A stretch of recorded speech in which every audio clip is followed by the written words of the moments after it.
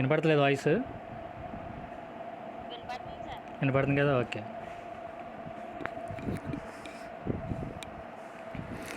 మనకి మీరు ఫస్ట్ సెమిస్టర్లో మీరు స్కిల్ డెవలప్మెంట్ కోర్స్ సంబంధించి బీజెడ్సీ వాళ్ళు ప్లాంట్ నర్సరీ చదివినట్టున్నారు. ఎంపీసీ ఎంపీసీఎస్ వాళ్ళు వేరే సబ్జెక్ట్స్ చదివినట్టున్నారు. ఇప్పుడు మనకి సెకండ్ సెమిస్టర్ సంబంధించి కామన్గా మనకి స్కిల్ డెవలప్మెంట్ కోర్సులో సర్వే అండ్ రిపోర్టింగ్ అని అందరూ ఆ సబ్జెక్ట్ చదువుతారు. ఆ సబ్జెక్టు నేనే టీచ్ చేస్తాను మీకు. బిఏ వాళ్ళకి కానీ, లేకపోతే బీకామ్ జనరల్ వొకేషనల్, అట్లాగే బీఎస్సీ ఎంపీసీ ఎంపీసీఎస్ బీజెడ్సీ అందరికీ. ఈరోజు మరి ఆన్లైన్లో బీజెడ్సీ వాళ్ళు కూడా వచ్చారు లేదో నాకు ఐడియా లేదు. మరి బీజెడ్సీ వాళ్ళు వచ్చారండి ఆన్లైన్లో? వచ్చారా? ఓకే. నాకు మీ పేర్లు అయితే తెలియదు. ఓకే, ఇది బీజెడ్సీకి ఎంపీసీ ఎంపీసీఎస్ అందరికీ ఒకేసారి క్లాస్ ఇది. మీకు ప్రతి మంగళవారం అట్లాగే ప్రతి ఫ్రైడే ఉంటుంది. ఫ్రైడే ఏమో మీకు 2 to 3 ఉంటుంది. మంగళవారం మాత్రం 4 to 5 ఉంటుందండి, గుర్తుపెట్టుకోండి. ఎవ్రీ ట్యూస్డే ఏమో 4 to 5, ఎవ్రీ ఫ్రైడే ఏమో 2 to 3 ఉంటుంది. వీక్లీ మీకు 2 క్లాసెస్ ఉంటాయి. ఓకే, ఈరోజు మీకు మొదటి క్లాస్లో మీకు సిలబస్ ఏముంటుంది, మోడల్ పేపర్ ఎట్లా ఉంటుంది ఒకసారి మనం చూద్దాం. ఈ యొక్క స్కిల్ డెవలప్మెంట్ కోర్స్ సంబంధించి మీకు ఆల్రెడీ ఫస్ట్ సెమిస్టర్లో మీకు చెప్పే ఉంటారు మీ సార్స్, ఇంతకుముందు చెప్పిన వాళ్ళు. సెమిస్టర్ 1లో ఏ విధంగా అయితే మనకి మోడల్ పేపర్ 50 మార్క్స్ ఎట్లా ఉందో, అట్లాగే ఈ యొక్క సెమిస్టర్ 2లో కూడా మనకి 50 మార్క్స్ ఉంటుంది పేపరు. 20 మార్క్స్ రావాలి పాస్ అవ్వడానికి. ఇది టైం ఏమో మనకి 2 hours ఉంటుంది. దీంట్లో మనకి 3 units ఇవ్వడం జరిగిందన్నమాట.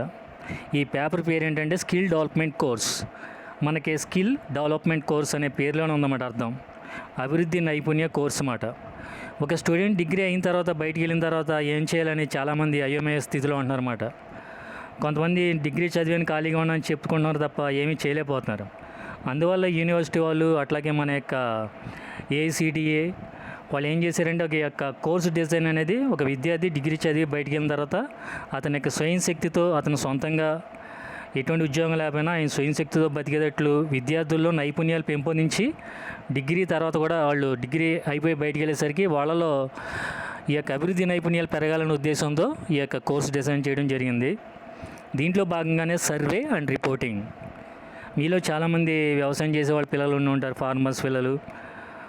ఇక్కడ మనకి సర్వే అండ్ రిపోర్టింగ్. సర్వే అంటే ఏంటంటే పరిశీలన, రిపోర్టింగ్ అంటే ఏంటంటే నివేదించడం. ఇక్కడ సర్వే అంటే మనం చూసే ఆస్పెక్ట్ వేరేగా ఉంటుంది. చాలామంది ల్యాండ్ సర్వే అని, అట్లాగే భూ సర్వే అని, అగ్రికల్చర్ ల్యాండ్ సర్వేలు, ఇట్లాంటివి మీరు రెవెన్యూ టెర్మినాలజీలో చూడవద్దు. ఈ యొక్క సర్వే అంటే మన ఇక్కడ చూసే ఆస్పెక్ట్ అనేది రీసెర్చ్ ఓరియంటెడ్గా ఉండాలి, అట్లాగే జనరల్ ఓరియంటెడ్గా ఉండాలి, అట్లాగే ఎకనామికల్గా కమర్షియల్గా ఉండాలన్నమాట. అట్లాగే రిపోర్ట్ అంటే నివేదిక. రిపోర్టింగ్ అంటే ఏంటంటే తయారు చేసిన రిపోర్ట్ని వేరే వాళ్ళకి ప్రజెంట్ చేయడాన్ని రిపోర్టింగ్ అంటారన్నమాట. మనకి సిలబస్లో మొత్తం 3 యూనిట్లు ఇవ్వడం జరిగిందండి.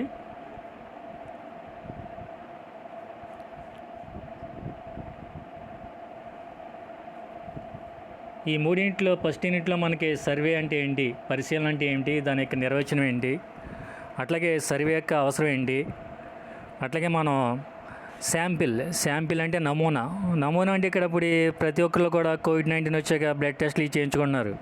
ఇక్కడ బ్లడ్ నమూనా కాదండి, ఇక్కడ ఇది మనకి రీసెర్చ్ ఓరియంటెడ్గా శాంపిల్ అన్నమాట, నమూనా అంటారు.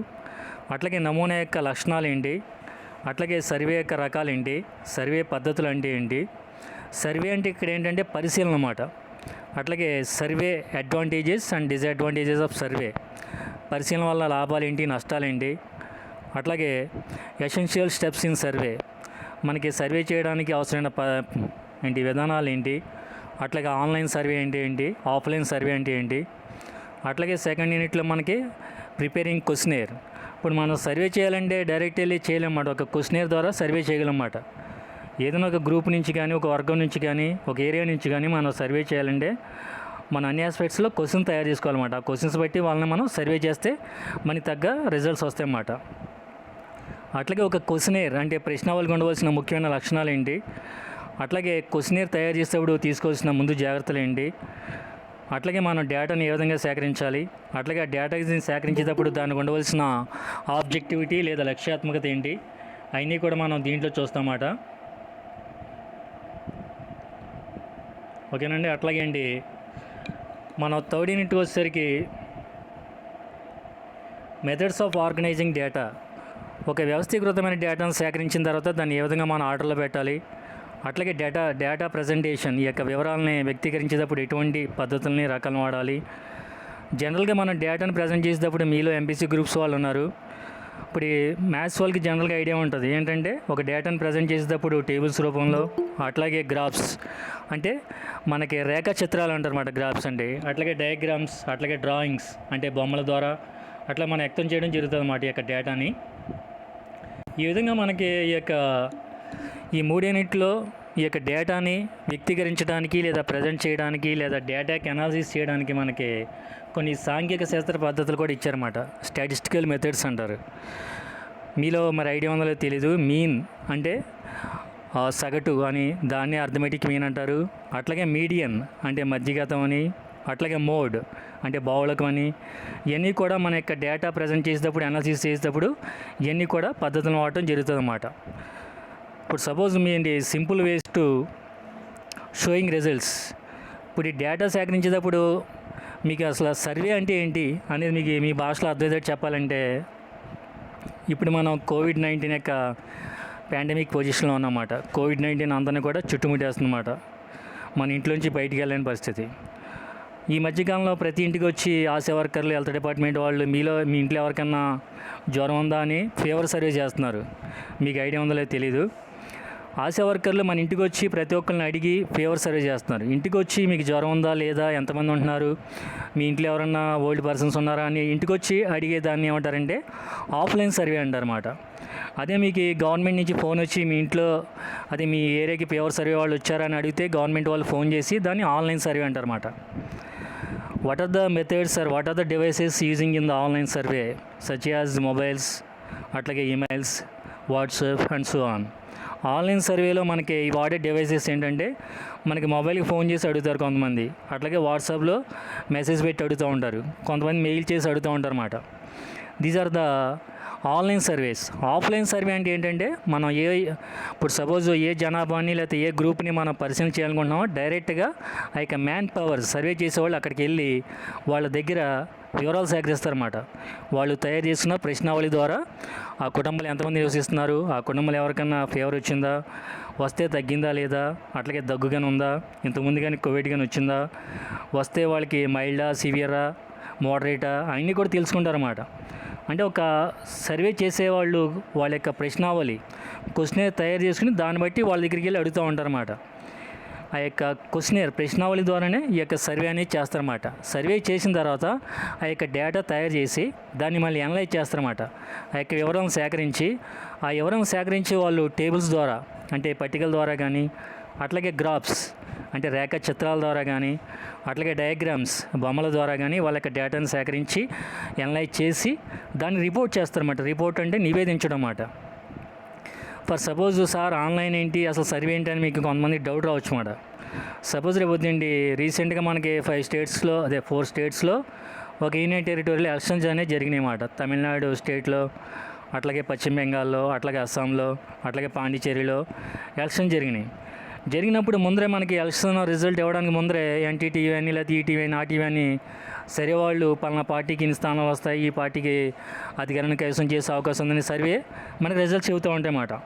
ఆ సర్వే ఈ సర్వే ఒకటే అండి, అంతేగాని రెవెన్యూ టెర్మినాలజీ సర్వే మాత్రం కాదండి. మనం చదువుకునేది రీసెర్చ్కి సంబంధించిన సర్వే, పరిశోధనకు సంబంధించిన సర్వే, అట్లాగే మనకి బిజినెస్ సంబంధించిన సర్వే. ఫర్ సపోజ్ అసలు ఈ యొక్క సర్వే అనేది ఎందువల్ల చేస్తారు అంటే, సపోజ్ మీరు యాప్స్ వాడుతూ ఉంటారు. యాప్స్ వాడిన తర్వాత ఆ యాప్ని ఉపయోగించేసిన తర్వాత ఆ పని అయిపోయిన తర్వాత కింద మనకి లాస్ట్లో ఆ రేటింగ్ అనేది వస్తూ ఉంటుంది అన్నమాట. మీ యొక్క ఒపీనియన్ చెప్పండి. లేదంటే కింద 2 ఆప్షన్స్ వస్తాయన్నమాట, నౌ తర్వాత లేటర్ అని. అంటే ప్రజెంట్ మీ ఒపీనియన్ చెబుతారు, తర్వాత లేటర్ అని. మనం ఏం చేస్తాం, జనరల్గా లేటర్ అని క్లిక్ చేస్తూ ఉంటాం అన్నమాట. That is the online survey. అంటే అక్కడ ఏంటి, మన మొబైల్లోకి డైరెక్ట్ వచ్చి సర్వే చేస్తున్నారు అన్నమాట. సపోజ్ ఏదైనా ఒక పరిశ్రమ కానీ, ఒక ఆర్గనైజేషన్ వాళ్ళు కానీ, వాళ్ళ యొక్క ఉత్పత్తుల గురించి కానీ, వాళ్ళ యొక్క గూడ్స్ గురించి కానీ ప్రజల దగ్గర నుంచి ఒపీనియన్ తెలుసుకోవాలి అనుకున్నప్పుడు, వాళ్ళ యొక్క ప్రోడక్ట్ యొక్క గూడ్స్ అండి, వాళ్ళ ప్రొడక్షన్ పెంచుకోవాలనుకున్నా, వాళ్ళ ప్రోడక్ట్ సంబంధించి ప్రాఫిట్స్ని పెంచుకోవాలన్నా వాళ్ళు ఏం చేస్తారంటే ప్రజల దగ్గర నుంచి కొన్ని గైడెన్స్ అని తీసుకుంటూ ఉంటారన్నమాట. వాళ్ళు ఏం చేస్తారంటే వాళ్ళ యొక్క మ్యాన్ పవర్ వాళ్ళకి దాంట్లో పనిచేసే వాళ్ళని పంపించి ఈ యొక్క ప్రశ్నావళి తయారు చేసి దాని ద్వారా గ్యాదర్ చేస్తూ ఉంటారన్నమాట. ఈ యొక్క ప్రశ్నలు సేకరించిన తర్వాత వాళ్ళు ఇచ్చిన రిపోర్ట్ బట్టి ఇలా అనలైజ్ చేసి వాళ్ళేంటి ఒక డెసిషన్కి అనేది వస్తారన్నమాట. మీకు ఇంకా ఈజీగా చెప్పాలంటే మనకి ప్రతి 10 సంవత్సరాలకు ఒకసారి పాపులేషన్ సెన్సస్ అనేవి జరుగుతూ ఉంటాయి అన్నమాట, జనాభా లెక్కలు. ఈ జనాభా లెక్కలు చేసేటప్పుడు టీచర్స్ కానీ కన్సర్న్ స్టాఫ్ కానీ ప్రతి ఇంటికి వచ్చి కుటుంబ సభ్యుల యొక్క వివరాలను సేకరిస్తూ ఉంటారు. వాళ్ళు ముందరే వచ్చేసి మీ పేరేంటి, మీ నాన్నగారి పేరేంటి అడగరు. డైరెక్ట్ వాళ్ళు దానికంటే ముందర ప్రికాషన్స్ తీసుకుంటారన్నమాట. సెంట్రల్ గవర్నమెంట్ ఏం చేస్తుందంటే జనాభా లెక్కలు తయారు చేసేటప్పుడు వాళ్ళకంటే ఒక క్వశ్చనర్ అనేది ఇస్తారన్నమాట, ఒక ప్రశ్నావళి ఇస్తారు. దాంట్లో కుటుంబ యజమాని పేరు, ఆ కుటుంబంలో ఎంతమంది ఉన్నారు సభ్యులు, వాళ్ళల్లో చనిపోయిన వాళ్ళు ఎవరు ఈ మధ్యకాలంలో, ఇవన్నీ కూడా డీటెయిల్స్ అనేది సేకరించడం జరుగుతుంది అన్నమాట. ఆ యొక్క ప్రశ్నావళి ద్వారా ఆ యొక్క డీటెయిల్స్ని సేకరించడం జరుగుతుంది. అంటే ఆ యొక్క ప్రశ్నావళి బట్టే మనకి యొక్క సర్వే అనేది డిపెండ్ అయ్యి ఆధారపడి ఉంటుందన్నమాట. ప్రశ్నావళి అనేది బాగా ఉండి అంటే క్వశ్చనర్ అనేది కరెక్ట్గా ఉండి ఆ యొక్క క్వశ్చన్స్ అనేవి ఆ యొక్క సర్వేని సఫలీకృతం చేసే విధంగా ఉంటేనే ఆ సర్వే అనేది సక్సెస్ అవుతుందన్నమాట. ఇప్పుడు చాలామంది కాలేజీకి వస్తారు, క్లాస్లో లెసన్ చెప్పేటప్పుడు ఒక లెక్చరర్ కానీ ఒక టీచర్ కానీ లెసన్ చెప్పేటప్పుడు వినుకోకుండా క్లాస్లో ఉన్న ప్రయోజనం ఉంటుందండి, ఉండదు. అట్లాగే సర్వే చేసినప్పుడు ఆ యొక్క క్వశ్చనర్ ప్రశ్నావళి అనేది ఆ యొక్క ఆబ్జెక్టివిటీని, ఆ యొక్క లక్ష్యాత్మకతని చేరుకునేటట్టు ఉండాలి. ఆ యొక్క రిజల్ట్ ఓరియంటెడ్గా ఉండాలి, అట్లాగే గోల్ ఓరియంటెడ్గా ఉండాలన్నమాట. అది లక్ష్యాత్మక దిశగా అట్లాగే ఆ యొక్క ఆశయ దిశగా ఆ యొక్క సర్వే అనేది ఉండాలన్నమాట. అప్పుడే ఆ యొక్క సర్వే అనేది సఫలీకృతం అవుతుందన్నమాట. ఇప్పుడు చాలామంది మనకి సిటీస్ వెళ్తే ప్రాజెక్ట్ వర్కులు చేస్తూ ఉంటారన్నమాట. ఆ ప్రాజెక్ట్ వర్కులు యొక్క సర్వేని వాడుతూ ఉంటారన్నమాట. సర్వేలో మనకి శాంపుల్ అని ఇవన్నీ ఉంటాయన్నమాట, నమూనా పద్ధతులు ఇవన్నీ కూడా.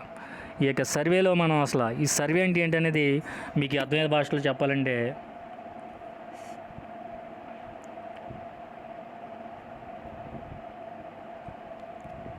What is a survey? A survey is a research method used for collecting data from a predefined group of respondents to gain information and insights into various topics of interest. ఈ యొక్క పరిశీలన అనేది ఏంటంటే ఒక పరిశోధన పద్ధతి అన్నమాట. దేనికి వాడతారు దీన్ని? ఒక నిర్దేశిత సముదాయం నుంచి వాళ్ళ యొక్క ప్రతిస్పందనని తెలుసుకోవడానికి, వాళ్ళ దగ్గర నుంచి వివరాలను సేకరించడానికి ఈ యొక్క పరిశీలన అనేది వాడతారన్నమాట.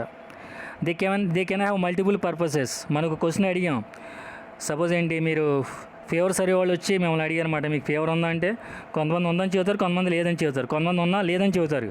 మళ్ళీ ఫీవర్ ఉన్నా కానీ తీసుకెళ్ళి మనల్ని కోవిడ్ కేర్ సెంటర్లో పాడేస్తారని చాలామంది ఈ మధ్యకాలంలో ఇంటికడే ట్యాబ్లెట్స్ వాడేస్తున్నారు అనమాట. అట్లాగే ఏంటంటే ఆ యొక్క మ్యాన్ పవర్ వెళ్ళి అడిగినప్పుడు వాళ్ళు డీటెయిల్స్ చెప్పే విధానంలో కరెక్ట్గా చెప్పాలని ఏమి ఉండదన్నమాట. In the year 2020, research is of extreme importance and hence it's essential for us to understand the benefits of social research for a target population using the right survey tool. 2020 సంవత్సరానికి ముందర survey లేదా పరిశీలన అనేది అంతగా ప్రాధాన్యత కలిగి లేదు. 2020 సంవత్సరం వచ్చేసరికి ఈ యొక్క సర్వే లేదా పరిశీలనకి ఎంతో ప్రాధాన్యత అనేది పెరిగిందన్నమాట. ఎందువల్లంటే ప్రస్తుతం మనకి ఇన్ఫర్మేషన్ టెక్నాలజీ అనేది బాగా డెవలప్ అయింది, అట్లా ఇండస్ట్రీస్ అనేవి బాగా డెవలప్ అయినాయి. ప్రతిదీ కూడా ఆన్లైన్, ప్రతిదీ కూడా ఏంటి స్మార్ట్ ఫోన్ లేని వ్యక్తి ఎవరు ఉండలేదు అన్నమాట.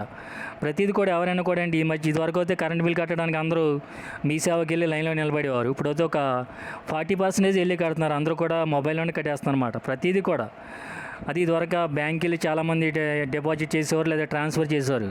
ఇప్పుడు నెట్ బ్యాంకింగ్ వచ్చాక అలా గూగుల్ పే వచ్చాక ఏంటంటే ఎవరో కూడా అంటే మొబైల్లోనే చేస్తున్నారు అన్నమాట. గడప దాటి కూడా వెళ్ళవలసిన అవసరం లేకుండా అయిపోయిందన్నమాట. అందుచేత ఈ యొక్క టెక్నాలజీకి అనుగుణంగా ఈ యొక్క సర్వే అండ్ రిపోర్టింగ్, ఈ యొక్క పరిశీలన మరియు ఈ యొక్క రిపోర్టింగ్ అనేది ప్రాధాన్యత సంతరించుకుందన్నమాట. జనరల్గా మనకి ఈ యొక్క సర్వేలోనే ఈ యొక్క సర్వే లేదా పరిశీలన చేసే పద్ధతుల్లోనే మనకి కొన్ని శాంపుల్ అనే ఒక నమూనా పద్ధతి కూడా ఉంటుంది. దాని గురించి ఇప్పుడు తెలుసుకుందాం మనం.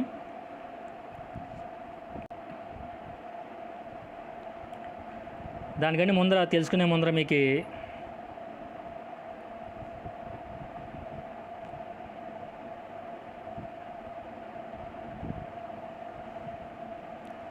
యూనివర్సిటీ వాళ్ళు మోడల్ పేపర్ ఒకసారి చూడండి. మనకి 50 మార్క్స్కి క్వశ్చన్ పేపర్ ఇవ్వడం జరిగింది. According to the university of the blue print question paper blue print ప్రకారం మీకు 50 మార్క్స్కి క్వశ్చన్ పేపర్ ఉంది. ఈ 50 మార్క్స్కి 20 మార్క్స్ అని చెప్పాను కదా మీకు. ఈ 20 మార్క్స్లో మనకి 20 మార్క్స్ రావాలి పాస్ అవ్వడానికి. సెక్షన్ ఏలో మనకి 8 క్వశ్చన్స్ ఇస్తారండి. 8 క్వశ్చన్స్లో మీరు 4 క్వశ్చన్స్ రాయాలన్నమాట. Each question carries 5 marks, 4 5 20 marks. మనకి సిలబస్ ప్రకారం 3 యూనిట్లు ఉంటాయని చెప్పడం జరిగింది. మనకి ప్రతి యూనిట్ నుంచి కూడా 2 క్వశ్చన్లు ఇవ్వడం జరుగుతుంది అన్నమాట. 3 to 6. మిగిలిన 2 క్వశ్చన్స్ అనేది వాళ్ళ యొక్క డిస్క్రిమినేషన్ మీద ఆధారపడి ఉంటుంది అన్నమాట. అట్లాగా 8 క్వశ్చన్స్లో మనం 4 క్వశ్చన్స్ ఏమైనా రాయొచ్చు. 4 5 20 మార్క్స్. అట్లాగే సెక్షన్ బిలో మనకి 3 క్వశ్చన్స్ ఉంటాయి. ప్రతి దాంట్లో కూడా ఇంటర్నల్ చాయిస్ ఉంటుంది అన్నమాట. ఫర్ సపోజ్ 9th క్వశ్చన్లో ఏ లేదా బి, దాంట్లో ఒక క్వశ్చన్ రాయాలి 10 మార్క్స్. అట్లాగే 10th క్వశ్చన్, అట్లాగే 11th క్వశ్చన్ అట్లా మాట. ఇట్లా మనకి సెక్షన్ ఏలో 4 5 20 మార్క్స్, సెక్షన్ బిలో 3 10 30 మార్క్స్.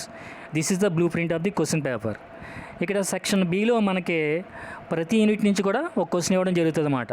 అంటే 10 మార్క్స్ 3 యూనిట్లు ఉన్నాయి. ప్రతి యూనిట్ నుంచి 10 మార్క్స్ క్వశ్చన్ ఒకటి ఇవ్వడం జరుగుతుంది. అదే 5 మార్క్స్లో అయితే మనకి 3 యూనిట్ల నుంచి 3 2 6 అడగడం జరుగుతుంది. మిగిలిన 2 క్వశ్చన్లు ఏదో ఒక యూనిట్ నుంచి ఇవ్వడం జరుగుతుంది అన్నమాట. మనకి యూనివర్సిటీ వాళ్ళు మోడల్ పేపర్ కూడా ఇచ్చారండి, చూద్దాం.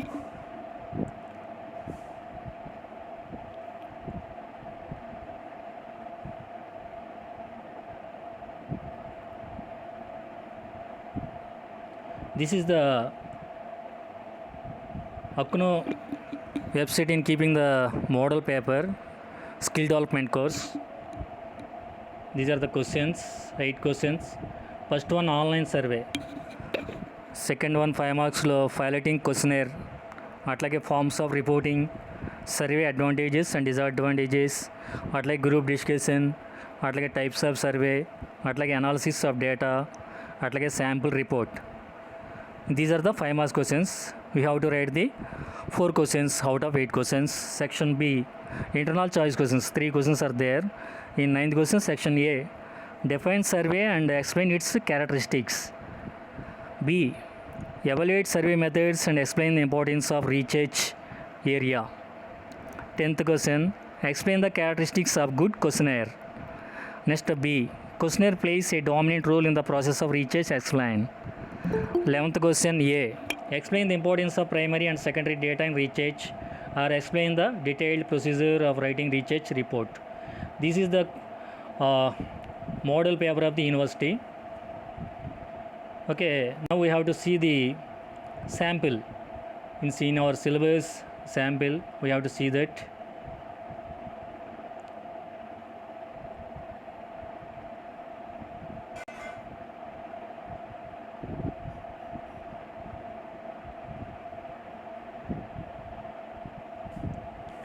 Okay, in first unit we discussed about the sample also. Okay, already I told about the survey. What is sample? Here is sample is related to the research point of view. మీకు చెప్పాను నేను already. మన ఇక్కడ survey and reporting, పరిశీలన మరియు నివేదించడం. ఈ యొక్క survey పద్ధతుల్లో ఈ యొక్క శాంపిల్ పద్ధతి అనేది కూడా ఒకటి మాట, నమూనా పద్ధతి అంటారన్నమాట. ఇప్పుడు సపోజ్ మనకి షుగర్ టెస్ట్ ఉందో, అది షుగర్ ఉందో లేదో ఏం చేస్తాం మనం అండి, ఫాస్టింగ్ టైంలో ఒకసారి ఏంటి ప్రీ ఫాస్టింగ్, ఫాస్ట్ అండి ముందర ఏమేంటి మనం తినకుండా చేయించుకుంటాం, తర్వాత తినదర చేయించుకుంటాం, 2 సార్లు చేయించుకుంటాం. దాన్ని బట్టి మన షుగర్ ఉందో లేదో తెలుస్తుంది మన యొక్క బ్లడ్ శాంపిల్ బట్టి. అట్లా ఇక్కడ శాంపిల్ అంటే ఏంటంటే నమూనా పద్ధతి అన్నమాట. సర్వే లేదా పరిశీలన చేయడానికి ఉపయోగించే పద్ధతుల్లో శాంపిల్ మెథడ్ అనేది ఒకటి మాట, నమూనా పద్ధతి. అసలు శాంప్లింగ్ అంటే ఏంటో చూద్దాం. శాంపిల్ అంటే ఏంటో చూద్దాం. Sampling is a statistical procedure that is concerned with the selection of the individual observation. It helps us to make statistical inference about the population. The main characteristics of sampling. In sampling, we assume the samples are drawn from the population, and sample means and population means are equal. Sample method అనేది కూడా పరిశోధనాత్మక పద్ధతి. మనకి జనాభాలో ఏమైనా details సేకరించాలంటే ఈ యొక్క sample పద్ధతి అనేది మనం ఫాలో అవుతూ ఉంటాం అన్నమాట. ఈ యొక్క sample, what are the characteristics of the sampling technique? ఈ యొక్క నమూనా పద్ధతిలో ఉన్న లక్షణాలు ఏంటి? What are the characteristics? ఇప్పుడు ఒక క్లాస్లో బీజెడ్సీ క్లాస్లో మీరు 26 మంది ఉన్నారు. అట్లాగే ఎంపీసీ, ఎంపీసీఎస్ తీసుకుంటే 57 ఉన్నారు. అంటే అందరూ ఒకే రంగం ఉంటారు అన్నమాట. ఒక్కో స్టూడెంట్ క్యారెక్టర్ అనేది ఒక రంగం ఉంటుంది. అట్లాగే బీజెడ్సీ వాళ్ళ యొక్క స్టూడెంట్స్ క్యారెక్టరిస్టిక్స్ ఒక రంగం ఉంటాయి, ఎంపీసీ వాళ్ళ క్యారెక్టరిస్టిక్స్ ఒక రంగం ఉంటాయి, ఎంపీసీఎస్ వాళ్ళ యొక్క క్యారెక్టరిస్టిక్స్ ఒక రంగం ఉంటాయి. క్యారెక్టరిస్టిక్స్ అంటే ఏంటి? లక్షణాలు అన్నమాట. Here also what are the characteristics of the sampling technique? ఇక్కడ నమూనా పద్ధతిలో ఉన్న లక్షణాలు ఏంటి? First one is much cheaper. ఈ యొక్క సర్వేని చేయడానికి లేదా పరిశీలన చేయడానికి లేదా ఒక డేటాని లేదా కొన్ని విషయాలను తెలుసుకోవడానికి మన పరిశీలన చేయడానికి ఉపయోగించే పద్ధతుల్లో ఈ యొక్క శాంపిల్ మెథడ్ లేదా నమూనా పద్ధతిలో ఉన్న లక్షణాలు ఏంటంటే, మొదటిది మచ్ చీపర్. అంటే ఇది చాలా చౌకైందన్నమాట. మనం సంతలో కూరగాయలు కొంటే ఒక రంగా ఉంటాయి, డైలీ మార్కెట్లో కొంటే ఒక రంగా ఉంటాయి. సంతలో కొంటే కొంచెం చీప్గా వస్తాయి, అదే డైలీ మార్కెట్లో కొంటే కొంచెం రేట్ ఎక్కువగా ఉంటుంది అన్నమాట. అట్లాగే సేవ్స్ టైం, దీనివల్ల సమయం అనేది తక్కువ టైంలో మనం ఎక్కువ పని చేయొచ్చు అన్నమాట, సమయం అనేది ఆదా అవుతుంది. నెక్స్ట్ మచ్ రిలయబుల్, ఇది చాలా వాస్తవిక దృక్పథాన్ని కలిగి ఉంటుంది అన్నమాట, వాస్తవికతని కలిగి ఉంటుంది అన్నమాట. Next one very suitable for carrying out different surveys, మనం పరిశీలన చేయడానికి ఉపయోగించే పరిశోధన పద్ధతుల్లో ఇది ఒక మంచి పద్ధతి అన్నమాట.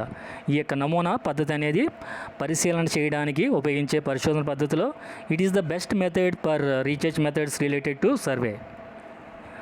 Next one scientific in nature, ఇది శాస్త్రీయత స్వభావాన్ని కలిగి ఉంటుంది అన్నమాట. These are the characteristics of the sample or నమూనా. Next, what are the characteristics of a good sample? Okay, by the student, on the what basis we have to tell the he is a good student or he is not a good student. Some of the characteristics or some of the features depending on that student, we have to tell that student is good student or not a good student, that student is a regular student, not he belongs to irregular students. Some of the features based on the we have to tell that, like that what are the characteristics of a good sample. మంచి నమూనా పద్ధతి యొక్క లక్షణాలు ఏంటి? మనం ఒక నమూనా పద్ధతి చేసినప్పుడు పరిశీలన లేదా పరిశోధన చేయడానికి ఉపయోగించే పద్ధతుల్లో శాంపిల్ మెథడ్, నమూనా పద్ధతి అనేది ఒకటి. ఈ యొక్క నమూనా పద్ధతి చేయటానికి ఉపయోగించే అంటే అది మనం చేసేది మంచి నమూనా పద్ధతి అని చెప్పడానికి కావాల్సిన లక్షణాలు ఏముండాలి అంటే goal oriented. Okay, first one that is must goal oriented. ఇప్పుడు సపోజ్ మీరు పాపులేషన్ సర్వే చేస్తున్నారు, గవర్నమెంట్ ఏం చేస్తుంది, ప్రతి సంవత్సరానికి ఒకసారి పాపులేషన్ సర్వే చేస్తుంది, ఎంతో ఖర్చు పెట్టి చేస్తుంది, ఎన్నో కోట్లు ఖర్చు పెట్టి, కనీసం ఒక 2-3 మంత్స్ అన్నా పడుతుంది. యాక్చువల్గా అయితే మనకి 2021లో పాపులేషన్ సర్వే చేయాలి. 2021 అంటే 2020లోనే చేయాలి, మార్చి ఏప్రిల్ ఆ టైంలో. అంటే టీచర్స్కి ఎలిమెంటరీ స్కూల్ వాళ్ళకి హాలిడేస్ కాబట్టి ఏప్రిల్ ఆ నెలలో చేయాలి. కానీ ఈ యొక్క కోవిడ్ ఫస్ట్ వేవ్ వల్ల ఆ టైంలో చేయలేదు. సో మనకి ఈ యొక్క 2021 పాపులేషన్ సెన్సస్ అనేది ఇంకా టైం పట్టే అవకాశం ఉందన్నమాట. అక్కడ పాపులేషన్ సెన్సస్ని సేకరించడానికి ఈ యొక్క నమూనా పద్ధతిని ఉపయోగించినప్పుడు ఆ యొక్క క్వశ్చనర్ తయారు చేసినప్పుడు అది ఎలా ఉండాలంటే గోల్ ఓరియంటెడ్గా ఉండాలి. అంటే జనాభా లెక్కల్ని కరెక్ట్గా అది రిఫ్లెక్ట్ చేస్తుంది. జనాభా లెక్కలు మనకు కరెక్ట్గా వస్తాయి. ఎంతమంది ఇప్పుడు ప్రజెంట్ లైవ్లో ఉన్నారు, ఎంతమంది చనిపోయారు. కొంతమంది ఏం చేస్తారంటే జనరల్గా అయితే మనిషి పుట్టిన తర్వాత బర్త్ సర్టిఫికేట్ తీసుకోవాలి, చనిపోయిన 25 days లోపు మనం డెత్ సర్టిఫికేట్ తీసుకోవాలి. కానీ చాలామంది ఏం చేస్తారంటే చనిపోయిన తర్వాత వాళ్ళ బ్యాంకులో ఏమైనా అకౌంట్ ఉన్నా, అమౌంట్ ఉన్నా, వాళ్ళ పేరు ఏమైనా ఇన్సూరెన్స్ ఉంటేనే వెంటనే తొందరపడి డెత్ సర్టిఫికేట్ తీసుకుంటారు. లేకపోతే అసలు ఆ విషయాన్నే చాలామంది ప్రస్తావించరన్నమాట. ఇక్కడ జనాభా లెక్కలు చేసేటప్పుడు ఏంటంటే ఆ యొక్క పాపులేషన్ సెన్సస్ అనేది ఎట్లా ఉండాలంటే గోల్ ఓరియంటెడ్గా ఉండాలన్నమాట. అంటే ఆ యొక్క జనాభా లెక్కలకి అది ఉపయోగపడేటట్లుగా, ఆ యొక్క జనాభా లెక్కల యొక్క లక్ష్య సాధనకి అనుకూలంగా ఉండేటట్టు ఉండాలన్నమాట. A sample design should be goal oriented. అది ఆ యొక్క లక్ష్య సాధనకి, ఆశయ సాధనకి ఉపయోగపడేటట్లు దాన్ని రిఫ్లెక్ట్ చేసేటట్టు ఉండాలన్నమాట. Next second one accurative representative of the universe. అది మనం సపోజ్ ఒక గ్రూప్ నుంచి కానీ, ఒక ఏరియా నుంచి కానీ, ఒక లొకాలిటీ నుంచి కానీ మన యొక్క నమూనా పద్ధతి ద్వారా వివరాలు సేకరించేటప్పుడు ఆ యొక్క ప్రాతినిధ్యం అనేది కరెక్ట్గా ఉందా లేదని చూసుకోవాలన్నమాట. A sample should be an accurative representative of the universe from which it's taken. ఇప్పుడు యొక్క శాంపిల్లో కొన్ని పద్ధతులు ఉంటాయి, మనం నెక్స్ట్ చెప్పుకుంటాం. ఒక ప్రాతినిధ్యం నుంచి వివరాలు సేకరించేటప్పుడు ఆ యొక్క వివరాలు అనేవి మనం సరిగ్గా సేకరిస్తున్నాం లేదా, ఆ ప్రాతినిధ్యంలో వాళ్ళ వివరాలు చెప్పేటప్పుడు అవి కరెక్ట్గా ఉన్నా లేదని మనం చూసుకోవాలన్నమాట. అప్పుడే ఆ యొక్క శాంపిల్ మెథడ్ అనేది మనం మంచి లక్షణాలు కలిగి ఉందని మనం చెప్పగలమాట. అట్లాగే ప్రొపోర్షనల్, ఆ యొక్క నమూనా పద్ధతి అనేది అనుపాతపూర్వకంగా ఉండాలన్నమాట. A sample should B proportional అంటే ఏంటంటే జనాభా లెక్కలు సేకరించేటప్పుడు ఒక అనుపాత పద్ధతిని ఒకటి ఫాలో అవుతారన్నమాట. అనుపాత పద్ధతి అంటే ఏంటి, సపోజ్ ఇంతమంది 10 మందిని ఒక 100 మందిని కౌంట్ చేసినప్పుడు వాళ్ళలో ఏ లక్షణాలు ఉన్నాయి, అట్లాగే మిగతా 100 మందిని కౌంట్ చేసేటప్పుడు ఎట్లాంటి ఫీచర్స్ వస్తాయనేది వాళ్ళు ప్రొపోర్షనేట్గా చూసుకుంటూ ఉంటారన్నమాట. అట్లాంటి లక్షణం కూడా ఉంటే అది మనం గుడ్ శాంపిల్గా చెబుతాం అన్నమాట. Next one random selection. A sample should B selected at random. కొన్ని సందర్భాలు ఏం చేస్తారంటే ర్యాండమ్గా సెలెక్ట్ చేస్తూ ఉంటారన్నమాట. ఇప్పుడు ఈ కోవిడ్ ఫస్ట్ వేవ్లో ఏం చేశారంటే కొంతమంది బ్లడ్ టెస్ట్ని సెలెక్ట్ చేశారు హైదరాబాదులో. చాలామందికి ఫస్ట్ వేవ్లో కోవిడ్ వచ్చి వెళ్ళిపోయిందన్నమాట. అట్లాంటి వాళ్ళని తెలుసుకోవడానికి హెల్త్ డిపార్ట్మెంట్ వాళ్ళు, ఎన్జిఓస్, నాన్ గవర్నమెంట్ ఆర్గనైజేషన్ వాళ్ళు ఏం చేశారంటే స్లమ్ ఏరియాస్లో సర్వే చేస్తే హైదరాబాదులో స్లమ్ ఏరియాస్లో మోస్ట్లీ 70% మందికి కోవిడ్ వచ్చి వెళ్ళిపోయిందంట. అది వాళ్ళకి కూడా తెలియదు మాట. మనలో చాలామంది కూడా కోవిడ్ వచ్చి వెళ్ళిపోయి ఉంటుంది ఫస్ట్ వేవ్లో, కానీ మనకి తెలియదు. ఎందువల్ల మనకి దగ్గు ఉందని ఒక 2 రోజులు నీరసంగా ఉన్నా మనం పెద్ద పట్టించుకుని ఉండం. ఎందుకంటే ముఖ్యంగా యూత్కి అట్లాగే ఇమ్యూనిటీ పవర్ ఉన్న వాళ్ళకి ఫస్ట్ వేవ్లో అది అంతగా ఇంపాక్ట్ అనేది చూపించలేదు. మనకి ఫస్ట్ వేవ్లో ఎట్లా ఉందంటే కోవిడ్ అనేది మీకు ఎకనామిక్స్ ఐడియా ఉంటే మనకి డిమాండ్ ర్యాంక్ నుంచి చూస్తే అది డిమాండ్ ర్యాంక్ అనేది ఎడ నుంచి కుడికి క్రిందకు వాళ్తుంది అన్నమాట. ఫస్ట్ వేవ్లో మనకి కోవిడ్ బాగా ఎక్కువగా ఉండి తర్వాత డౌన్ అయిపోయింది. అంటే ఎడ నుంచి కుడికి క్రిందికి వాలినట్టు తగ్గిపోయింది అన్నమాట. సెకండ్ వేవ్లో అట్లా లేదన్నమాట. ఈ యొక్క కోవిడ్ అనేది మనం సప్లై ర్యాంక్ని గమనిస్తే ఎకనామిక్స్లో సప్లై ర్యాంక్ అనేది ఎడ నుంచి కుడికి పైకి వాళ్తుంది అన్నమాట. ఈ యొక్క సెకండ్ వేవ్లో కోవిడ్ అనేది ఫస్ట్ స్లోగా స్టార్ట్ అయ్యి తర్వాత బాగా రైజ్ అయిపోయింది అన్నమాట. ఇట్లాగ ఈ యొక్క గుడ్ శాంపిల్ యొక్క లక్షణాలు ఏ విధంగా ఉండాలండి? What are the methods using in the sample?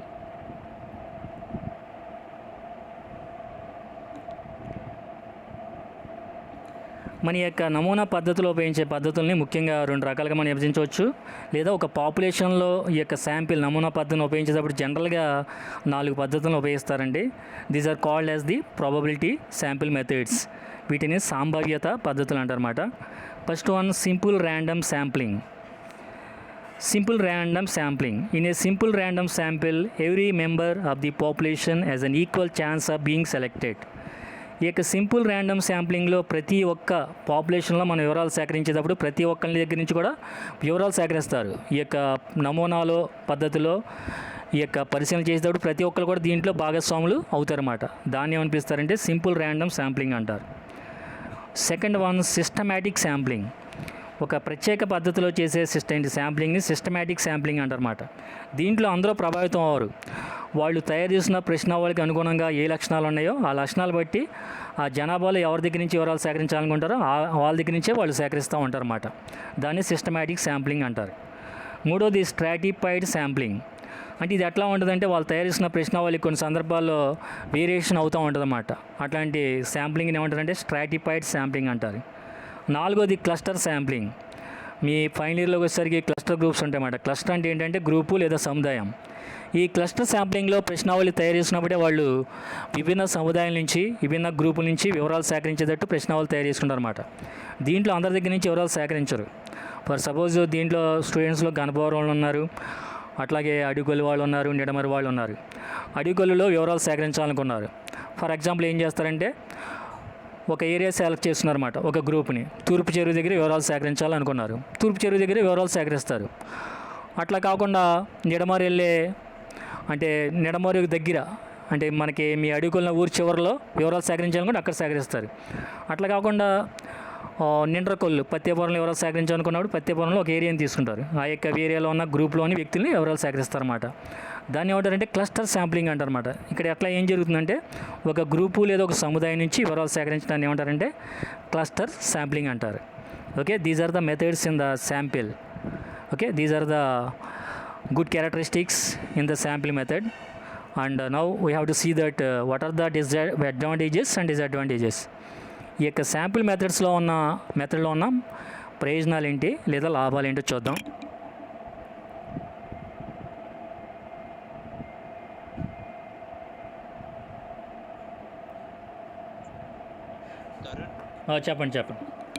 చెప్పండి. హలో, చెప్పండి, వినపడుతుందా? ఏంటమ్మా చెప్పండి. ఓకే, వాయిస్ వినపడతలేదు. ఒకసారి ఇప్పుడు చూడండి అమ్మా, వినపడుతుందా? హలో, మీరు కనెక్టివిటీ ఏరియాలో ఉండండి. దయచేసి అందరూ కూడా మ్యూట్లో పెట్టండి. వాయిస్ వినపడిపోతే చెప్పండి. ఓకే, నేను మ్యాక్సిమం గట్టిగానే మాట్లాడుతున్నాను. నేను కనెక్టివిటీ ఏరియాలో ఉన్నాను. మీరు లేకపోతే కొంచెం దయచేసి కనెక్టివిటీ ఏరియాలో రండి. ఓకేనండి. Okay, next advantages of sampling. నమూనా పద్ధతిలో ఉన్న లాభాలు ఏంటి? First one, very accurate. ఇది చాలా ఖచ్చితంగా ఉంటుందన్నమాట. అంటే ఈ యొక్క ఎటువంటి ఎర్రర్స్ అంటే ఎటువంటి తప్పులు మిస్టేక్స్కి ఆస్కారం లేకుండా ఉంటుందన్నమాట ఈ యొక్క నమూనా పద్ధతి. మనం ఇంతకుముందే చెప్పుకున్నమాట, నమూనా పద్ధతుల్లో ఈ యొక్క సర్వే పద్ధతుల్లో ఈ యొక్క నమూనా పద్ధతి లేదా శాంపిల్ మెథడ్ అనేది ఒక గుడ్ మెథడ్ అని మనం చెప్పుకున్నాం. ఇది first one very accurate. Second one economical in nature. ఇది ఆర్థిక స్వభావాన్ని కలిగి ఉంటుందన్నమాట. దీని ద్వారా మన ఆర్థికపరమైన విషయాలను తెలుసుకోవడానికి ఎంతో ఉపయోగపడుతుంది. కొన్ని సందర్భాల్లో గవర్నమెంట్ ఏం చేస్తుంది అంటే ఎంప్లాయ్మెంట్ సర్వే చేస్తూ ఉంటుంది, సెంట్రల్ గవర్నమెంట్. అది మనకు తెలియదు కొన్ని సందర్భాల్లో. అదే మనకి పాపులేషన్ సర్వే అయితే తెలుస్తుంది. కానీ ఎంప్లాయ్మెంట్ సర్వే అనుకోండి, అంటే ఎక్కువ మంది మ్యాన్ పవర్ ఉండరు. మ్యాన్ పవర్ అంటే ఏంటి, ఎక్కువ మంది వివరాలు సేకరించే వాళ్ళు ఉండరు. అట్లాంటి వాటి మనకు తెలియదు. అన్ని ఏరియాల్లో ఈ యొక్క ఎంప్లాయ్మెంట్ సర్వేని చేయరు. కొన్ని backward states, for example north eastern states, ఈశాన్య సరిహద్దు రాష్ట్రాలు, అస్సాం అని, అట్లాగే మణిపూర్ అని, మేఘాలయ అని, మిజోరాం అని, ఇట్లాంటి రాష్ట్రాల్లో సిక్కిం అని, these are the backward states in our India. Okay, అవి ఈశాన్య సరిహద్దు రాష్ట్రాలు అన్నమాట. అవన్నీ కూడా హిల్ ఏరియాస్, కొండ ప్రాంతాలు. అక్కడ ఉపాధి అవకాశాలు ఎట్లా ఉన్నాయి, జనాభాలో ఎంతమందికి ఉపాధి ఉంది, 100 మందికి ఎంతమందికి ఉపాధి ఉంది, ఎంతమంది ఖాళీగా ఉంటున్నారు, అవన్నీ సేకరిస్తూ ఉంటారన్నమాట. అట్లాంటప్పుడు ఈ యొక్క నమూనా పద్ధతిని ఉపయోగించడం జరుగుతుంది అన్నమాట. ఈ యొక్క నమూనా పద్ధతి అనేది ఎకనామికల్ ఇన్ నేచర్. ఇది ఆర్థిక స్వభావాన్ని కలిగి ఉంటుంది అన్నమాట. Next one very reliable. ఇది చాలా వాస్తవిక దృక్పథాన్ని కలిగి ఉంటుంది అన్నమాట. మనకి మంచి లక్షణాల్లోనే ఇంచుమించు అడ్వాంటేజెస్ కూడా అలాగే సిమిలర్గా ఉంటాయన్నమాట. Next one high suitability ratio towards the different surveys. మనం సర్వే లేదా పరిశీలన పద్ధతులు చేసేటప్పుడు ఇది చాలా మంచి పద్ధతి. మిగిలిన వాటితో పోలిస్తే మిగిలిన సర్వే పద్ధతులు ఇచ్చే రిజల్ట్స్తో పోలిస్తే ఇది ఇచ్చే ఫలితం అనేది చాలా బాగుంటుంది అన్నమాట. రేషియో అనేది బాగుంటుంది అన్నమాట. ఫలితాలు ఇచ్చే రేషియో అనేది బాగుంటుంది. ఇప్పుడు మనకి 2 వ్యాక్సిన్స్ వేస్తున్నారు, కోవిషీల్డ్ వేస్తున్నారు, కోవాక్సిన్ వేస్తున్నారు. ఈరోజు నేను ఈనాడు పేపర్లో చదివాను, కోవిషీల్డ్ వల్ల వచ్చే యాంటీబాడీస్ అనేది అండ్ రెండోసారి సపోజ్ కోవిషీల్డ్ వేయించుకున్న తర్వాత అది మనకి మళ్ళీ కోవిడ్ వచ్చే అవకాశాలు అనేవి ఓన్లీ కోవిషీల్డ్ వేయించుకుంటే 5.20% ఉంటాయంట. అదే కోవాక్సిన్ వేయించుకుంటే రెండో డోస్ కూడా వేయించుకుంటే 2.5% మాత్రమే ఉంటుందంట అవకాశాలు, అంటే కోవిడ్ వచ్చే అవకాశాలు అన్నమాట. జనరల్గా అయితే కోవిషీల్డ్ వేయించుకున్న, కోవాక్సిన్ వేయించుకున్న 2 డోసెస్లో 2 డోసులు వేయించుకుంటే ఒక పర్సన్ మాత్రం సివియర్ అయ్యే అవకాశం ఉండదు. ఒకవేళ వచ్చినా కానీ క్యూర్ అయిపోతారు అన్నమాట. ఎందుకంటే మా ఏరియాలో చూసాను నేను, కోవాక్సిన్ 2 డోసులు వేసుకున్న వాళ్ళు హెల్త్ డిపార్ట్మెంట్లో చూశాను, వాళ్ళకి వచ్చినా కానీ క్యూర్ అయిపోయారు అన్నమాట. సో ఈ యొక్క శాంపిల్ లేదా నమూనా పద్ధతి అనేది మనకి మిగిలిన సర్వే పద్ధతులతో పోలిస్తే ఇది ఫలితాలు ఇచ్చే వాటిలో మాత్రం వాటికంటే మెరుగైందిగా మనం చెప్పవచ్చు అన్నమాట. Next one takes less time. ఇది చాలా తక్కువ సమయం తీసుకుంటుంది అన్నమాట. మిగిలిన ఈ యొక్క పరిశీలన పద్ధతులు లేదా సర్వే మెథడ్స్తో పోలిస్తే ఇది చాలా తక్కువ సమయం తీసుకుంటుంది. Next one, in cases when the universe is very large then the sampling method is the only practical method for collecting the data. భారతదేశం లాంటి 2వ అతిపెద్ద దేశం ప్రపంచంలో భారతదేశం అనేది మీ అందరికీ తెలుసు. ప్రపంచంలో జనాభాలో అతిపెద్ద దేశం చైనా, మనది 2వ అతిపెద్ద దేశం జనాభాలో. ప్రస్తుతం భారతదేశ జనాభా 137-138 కోట్లకి చేరులో ఉన్నారు. ఈరోజు జనాభా లెక్కలు చెప్పాలంటే 138 కోట్లకి మధ్యలో ఉన్నాం మనం. అంటే ప్రపంచంలో జనాభాలో మనం 2వ స్థానంలో ఉన్నాం. అదే వైశాల్యంలో 7వ ప్లేస్లో ఉన్నాం. Russia, Canada, China, America, Brazil, Australia, next 7 India అన్నమాట. Russia, Canada, China, America, Brazil, Australia, India 7. వైశాల్యంలో అయితే మనం 7వ స్థానంలో ఉన్నాం. జనాభాలో అయితే మనం 2వ స్థానంలో ఉన్నమాట. ఇట్లాగే జనాభా ఎక్కువగా ఉన్న ప్రాంతాల్లో వివరాలు సేకరించేటప్పుడు ఈ యొక్క సర్వే లేదా పరిశీలన పద్ధతుల్లో ఈ యొక్క నమూనా పద్ధతి అనేది చాలా బెటర్ అని మనం చెప్పవచ్చు అన్నమాట. These are the advantages of the sampling or sample methods. Okay, every coin has its own head and tail. Okay, like that some of the disadvantages are also there in the sampling method. We have to see what are the disadvantages in the sampling method.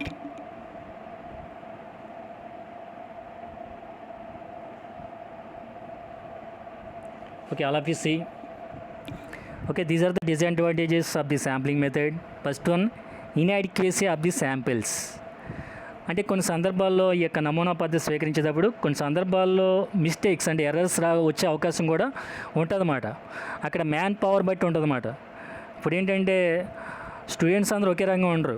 ఒక student lesson అయినప్పుడు చాలా interest pay చేస్తూ ఉంటారు. అట్లాగే కాలేజీకి వచ్చే students అందరూ ఒకే రంగం ఉండరు. కొంతమంది నేనేమో సరే బాగా చదువుకుని మంచి పొజిషన్కి వెళ్ళాలని కొంతమంది వస్తూ ఉంటారు. కొంతమంది ఇంట్లో పేరెంట్స్ పోరుపడలేక కొంతమంది వచ్చేవాళ్ళు ఉంటారు. కొంతమంది ఏంటంటే డిగ్రీ అనే క్వాలిఫికేషన్ కావాలని కొంతమంది వస్తూ ఉంటారు. అంటే ఒక్కొక్కరి యొక్క యాటిట్యూడ్, ఒక్కొక్కరి యొక్క వ్యూ, ఒక్కొక్కరి యొక్క ఎయిమ్, ఒక్కొక్కరి యొక్క టార్గెట్ అని ఒక రంగం ఉంటుందన్నమాట. అందరూ ఒకే రంగం ఉండాలని లేదు కదా, అట్లా ఇది కూడా అంతేమాట. Next chance for bias. ఈ యొక్క నమూనా పద్ధతిలో కొన్ని సందర్భాల్లో పక్షపాతం అనేది ఉంటుందన్నమాట. ఇప్పుడు సపోజ్ ఎలక్షన్ సర్వే చేశారు, ఏంటి ఎలక్షన్స్ రిజల్ట్కి ప్రకటించడానికి ముందర ఎన్డీటీవీ వాళ్ళు ఫర్ సపోజ్ పశ్చిమ బెంగాల్లో సర్వే చేశారండి, రిజల్ట్ ఇవ్వడానికి ముందర చెబుతుంది. ఇంకా పశ్చిమ బెంగాల్లో ఎలక్షన్ జరిగిన ఇంకా రిజల్ట్ ఇవ్వలేదు. యాక్చువల్గా అయితే మమతా బెనర్జీ తృణమూల్ కాంగ్రెస్ అధికారంలోకి వచ్చింది, మనందరికీ తెలుసు. నెక్స్ట్ టైం బీజేపీ ఉంది మెజారిటీలో. అక్కడ మెజారిటీ అండి సర్వే చేసినప్పుడు ఎలక్షన్ వాళ్ళు, అది ఎన్డీటీ వాళ్ళు సర్వే చేస్తున్నారు ఇప్పుడు ఈ ఎలక్షన్స్లో ఎవరు నెగ్గే అవకాశం ఉందని. కొంతమంది బీజేపీ అంటే అంటే ఇష్టం ఉన్న వాళ్ళు ఏం చేస్తారంటే బీజేపీ వచ్చే అవకాశం ఉందని చెబుతారు. అక్కడ వాళ్ళు చెప్పే పరిస్థితి వాస్తవిక పరిస్థితికి సంబంధం ఉండదన్నమాట. అంటే అక్కడ వాళ్ళు పక్షపాతాన్ని చూపిస్తూ ఉంటారు అన్నమాట. కొంతమంది ఒక ఏరియాలో తృణమూల్ కాంగ్రెస్ వచ్చే అవకాశం ఉన్నా బీజేపీ వస్తుందని చెప్పొచ్చు. ఒక ఏరియాలో తృణమూల్ కాంగ్రెస్ వచ్చే అవకాశం ఉన్నా బీజేపీ వస్తుందని చెప్పొచ్చు అన్నమాట. అంటే అక్కడ పక్షపాతానికి అవకాశం అనేది ఉంటుందన్నమాట, chance for bias. Next problems of accuracy. అన్ని సందర్భాల్లో ఇది కరెక్ట్గా యాక్యురేట్గా ఇది డేటా ఇస్తుందని మనం చెప్పలేమాట. ఇప్పుడు మన బ్లడ్ టెస్ట్ చేయించుకుంటే షుగర్ ఉందా లేదా అని, ఒకసారి మనం బ్లడ్ టెస్ట్ చేయించుకుని షుగర్ లేదు కదా అని మనం కన్ఫర్మ్ చేసుకోకూడదు. 2-3 ల్యాబొరేటరీలో చేయించుకుని 2-3 ల్యాబొరేటరీని యొక్క రిపోర్ట్స్ని మనం ప్యారలల్గా చూసుకుని వాటిని మనం యావరేజ్ చేసుకుని అప్పుడు మనం డిసైడ్ అవ్వాలి. అంతేగాని నేను ఒకసారి షుగర్ టెస్ట్ చేయించుకున్నాను లేదు కదా అని మనం సంబరపడిపోకూడదు. ఈ మధ్యకాలంలో కోవిడ్-19కి చాలామంది ఏం చేస్తున్నారంటే గవర్నమెంట్ యాంటీజెన్ టెస్ట్ చేసింది చాలామందికి. యాంటీజెన్ టెస్ట్లో నెగిటివ్ అని చూపిస్తే చాలామంది నాకు కోవిడ్ లేదు కదా అని మళ్ళీ తిరగడం మొదలుపెట్టారు. యాంటీజెన్ టెస్ట్ కూడా this is not the 100% perfect method or test. ఈ యొక్క కోవిడ్ ఉందా లేదా అని తెలుసుకోవడానికి సిటీ స్కాన్ అనేది కరెక్ట్ మెథడ్ అనమాట. సిటీ స్కాన్ కూడా వెంటనే చేయించుకోకూడదు. కోవిడ్ వచ్చిన తర్వాత ఒక 5-6 రోజుల తర్వాత చేయించుకుంటే నిజంగా లక్షణాలు ఏమంటే దాన్ని బట్టి బయటపడతాయి అన్నమాట. సో ఈ యొక్క ఖచ్చితత్వానికి పూర్తిగా ఖచ్చితత్వం ఉన్నా కానీ కొన్ని ఇబ్బందులు కూడా ఉంటాయని మనం దీంట్లో చెప్పవచ్చు అన్నమాట ఈ యొక్క శాంపిల్ మెథడ్లో. Next one, difficulty of getting the representative sample. కొన్ని సందర్భాల్లో మన యొక్క ప్రాతినిధ్యం నుంచి వివరాలు సేకరించడం కొన్ని సందర్భాల్లో కష్టం అవుద్దన్నమాట. అంటే యొక్క ప్రాతినిధ్యం వాళ్ళు మనకు అందుబాటులో ఉండవచ్చు లేకపోవచ్చు అన్నమాట.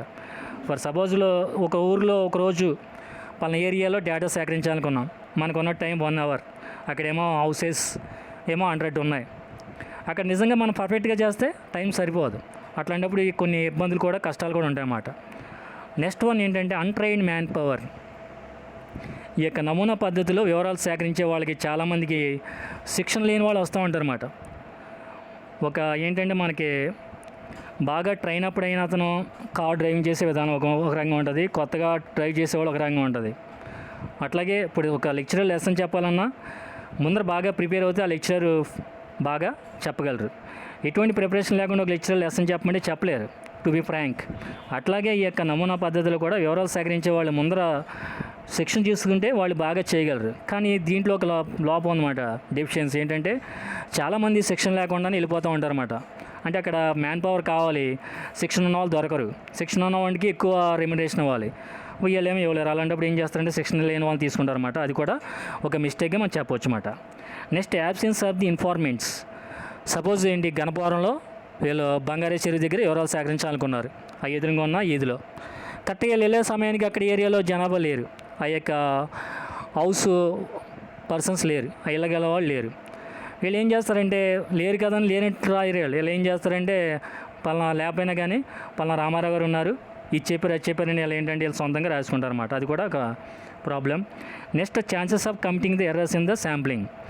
మనం చెప్పుకున్నట్టు ఏంటంటే ఈ యొక్క నమూనా పద్ధతి సర్వే చేసేటప్పుడు ఈ యొక్క మనం ఎవరైతే వివరాలు సేకరించాలనుకున్నామో వాళ్ళు లేనప్పుడు వీళ్ళు ఏం చేస్తారంటే వాటిని అలా వదిలేరు. వీళ్ళకి ఎక్కడ ఇబ్బంది అని ఏం చేస్తారంటే వాళ్ళకి తోచిన విధానంలో ముందర సపోజ్ 50 ఇళ్ళు సేకరించాలి, 45 ఇళ్ళు సేకరించారు, 5 ఇళ్ళ వాళ్ళ డీటెయిల్స్ దొరకలేదు, వీళ్ళకేమో టైం లేదు, ఆ రోజు టార్గెట్ ఆ రోజు కంప్లీట్ అయిపోవాలి. వీళ్ళు ఏం చేస్తారంటే ఇంచుమించుగా వీళ్ళు తోచిన విధానంగా రాసేస్తూ ఉంటారు అన్నమాట. అట్లాంటప్పుడు మిస్టేక్స్ అనేవి వచ్చే అవకాశం అనేది ఉంటుందన్నమాట. Okay, these are the mistakes in the sampling method. Okay dear students, this is the subject skill development course for second semester, survey and reporting, పరిశోధన మరియు నివేదించడం అన్నమాట. ఇవన్నీ కూడా మనకి మొదటి యూనిట్లో ఉన్నాయి. నెక్స్ట్ క్లాస్లో మనం వేరే టాపిక్ చూద్దాం. ఓకే, మనకి మీ యొక్క బీఎస్సీ వాళ్ళకి ఎంపీసీ కానీ ఎంపీసీఎస్ కానీ బీజెడ్సీ వాళ్ళకి కానీ ప్రతి మంగళవారం 6th పీరియడ్ అంటే 4 to 5 ఉంటుందండి. అట్లాగే ఎవ్రీ ఫ్రైడే మీకు 4th అవర్ అంటే 2 to 3 ఉంటుందండి. గమనించండి, మీకు నేను వాట్సాప్ గ్రూప్లో పెడతాను. మీకు వాట్సాప్ గ్రూప్లో సిలబస్ అట్లాగే blue print question model paper కూడా పెడతాను. ఆల్రెడీ బీజెడ్స్ వాళ్ళు పెట్టాను, ఎంపీసీఎస్ వాళ్ళు పెట్టలేదు.